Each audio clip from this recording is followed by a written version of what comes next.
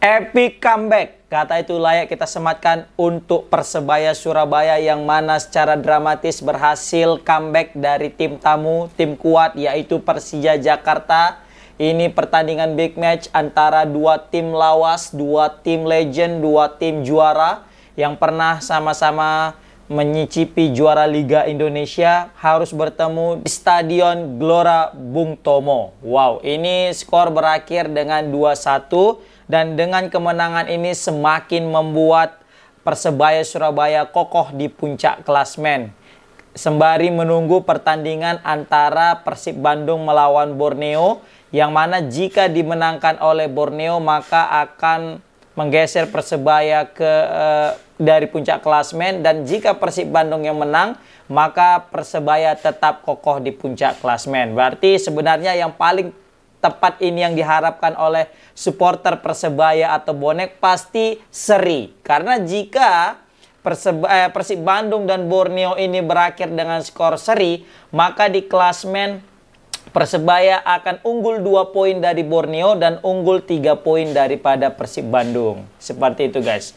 Tetapi ya kita belum tahu apa yang akan terjadi di lapangan. Pasti kalau orang bonek pengennya seri gitu ya. Oke, komen di kolom komentar. Kalian pengennya gimana nih fans Persebaya khususnya.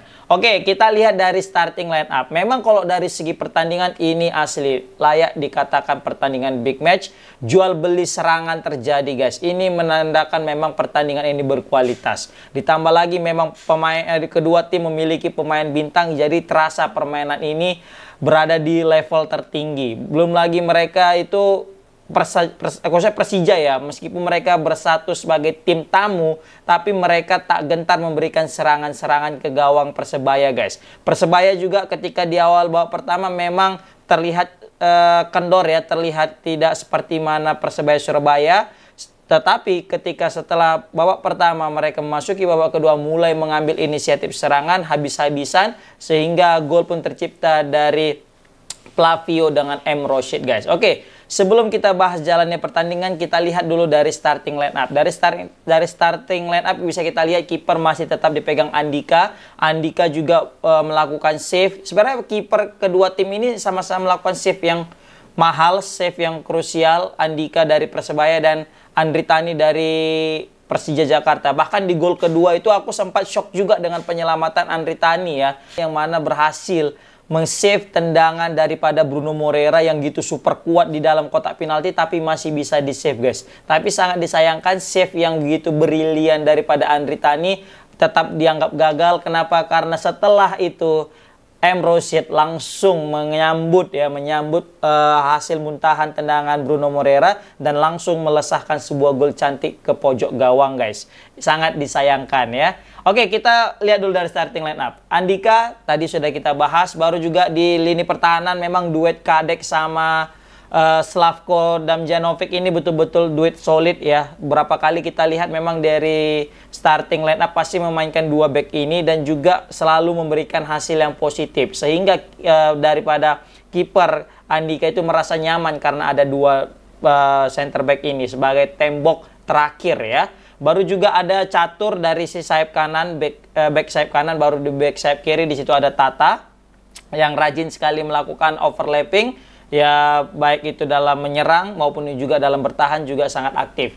Dan di tengah seperti biasa ada Gilson. Gilson ini agak berbeda ya. Ketika biasa kan Gilson ditemani sama M. Roshid. Tetapi kali ini Gilson ditemani sama Octaviansah ya, Andre Octaviansah.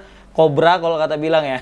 Jadi Gilson ditemani dengan Andre Octaviansah. Nah gara-gara ditemani Andre Octaviansah ini sepertinya Gilson kekurangan ini ya, kekurangan partner yang pas. Makanya di babak kedua tadi dimasukkan juga M. Roshid sehingga ketika M. Roshid masuk terasa sekali perbedaan itu muncul sehingga Persebaya Surabaya jauh lebih dominan di babak kedua guys. Memang sudah selayaknya M. Roshid ini terjun sebagai starting line up ya. Aku juga nggak tahu ini kenapa tadi dia itu nggak dimasukkan dari babak pertama. Apa mungkin karena karena kurang fit atau gimana? Mungkin kalian yang lebih tahu tentang keadaan Persebaya Surabaya bisa komen di kolom komentar guys. Itu jadi di lini tengah ada Gilson ditemani dengan Andre dan ditemani dengan pemain terbaik Liga 1 yaitu Rivera yang musim lalu yang meraih pemain terbaik Liga 1.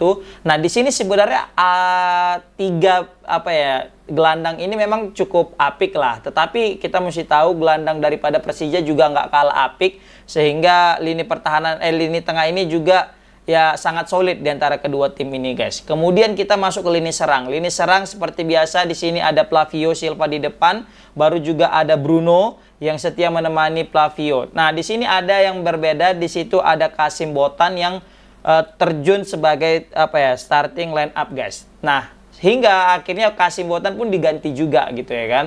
Untuk Flavio Silva ini memang dia selalu mencetak, ya agak irit cetak gol, tetapi selalu mencetak gol di momen-momen penting, guys. Serius. Kita tahu lah Flavio Silva ini ya jarang-jarang mencetak gol. Bahkan lebih sering kalau nggak Bruno atau mungkin Rivera yang sering mencetak, atau bahkan Rosid lebih sering cetak gol kan. Tetapi ketika Flavio Silva ini mencetak gol, pasti di saat-saat penting, di saat-saat yang dibutuhkan, guys.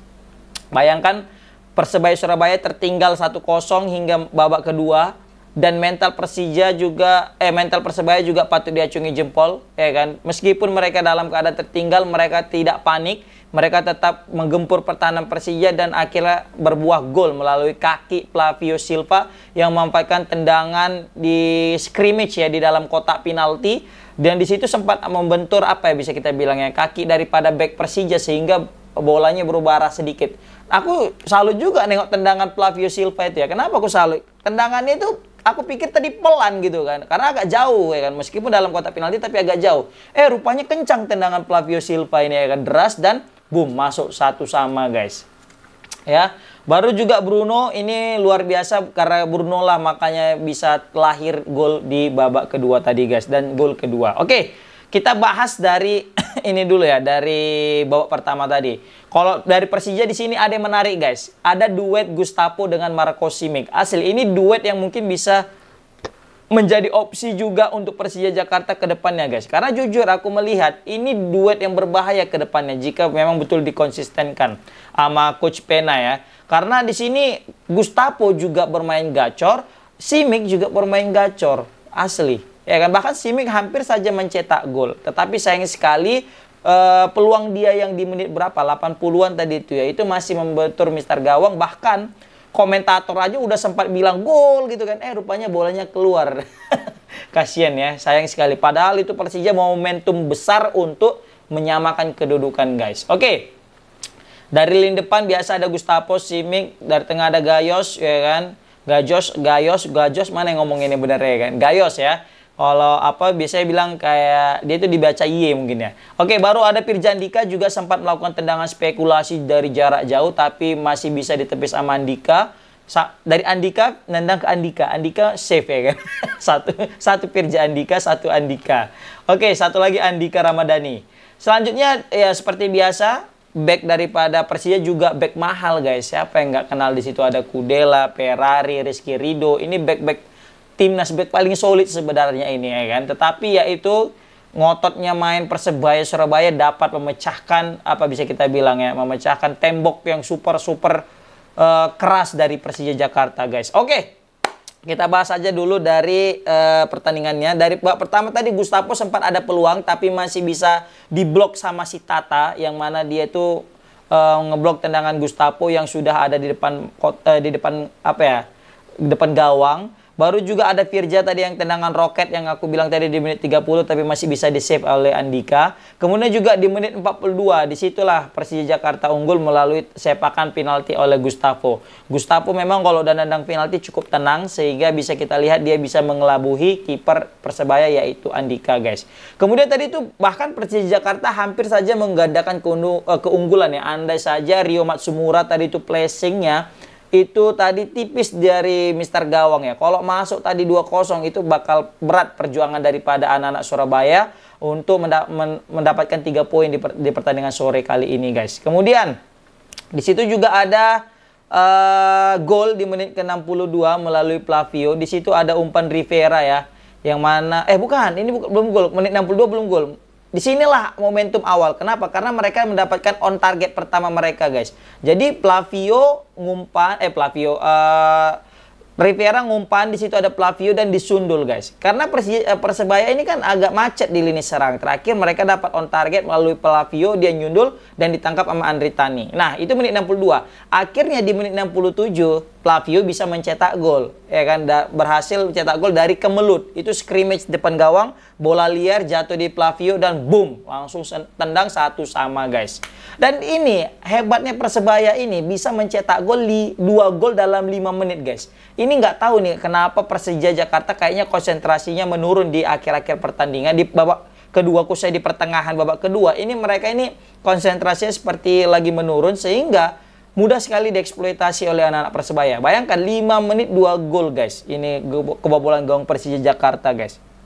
Oke, kemudian di menit 72 dari 67 tadi cetak gol pertama Flavio, baru 72 di situ ada M Rosyid mencetak gol masuk dari pemain pengganti, tetapi M Rosyid lagi-lagi selalu memberikan kejutan. Kita ingat tendangan-tendangan M Rosyid yang di luar kotak penalti, kali ini dalam kotak penalti dan akurasinya luar biasa. Memang gawang sudah kosong karena Andri Tani sudah di pojok karena nge-save tendangannya si Bruno Moreira guys. Oke. Nah, di situ sebenarnya udah 2-1 dan Persija hampir saja menyamakan kedudukan andai saja sundulan daripada Marco Simic itu bisa masuk. Tapi tidak bisa masuk sehingga Persija Jakarta harus mengakui keunggulan daripada anak-anak Surabaya dengan skor tipis 2-1 guys. Nah, kalau kita lihat dari statistik itu Persebaya sebenarnya kalah dari penguasaan bola dari Persebaya itu kalah penguasaan bola daripada Persija Jakarta yang mana mereka unggul 56% dibanding 44. Tetapi untuk tembakan ke gawang mereka sama-sama 5 dan total tembakan juga beda tipis, Persebaya 16 sedangkan Persija itu sekitar 14 guys.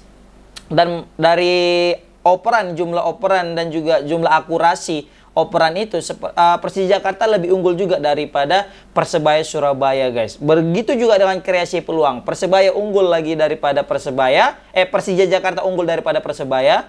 Dan di sini bisa kita lihat sebenarnya Persija banyak unggul dari statistik guys, tetapi Persebaya lebih efektif dalam memanfaatkan peluang sehingga Persebaya menang dengan skor tipis 2-1.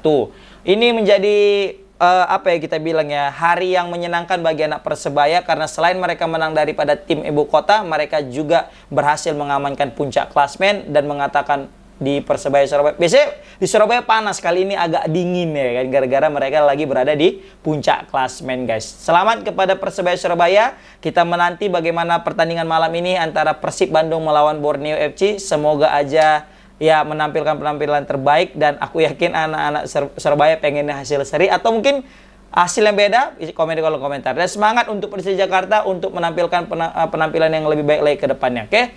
Assalamualaikum warahmatullahi wabarakatuh.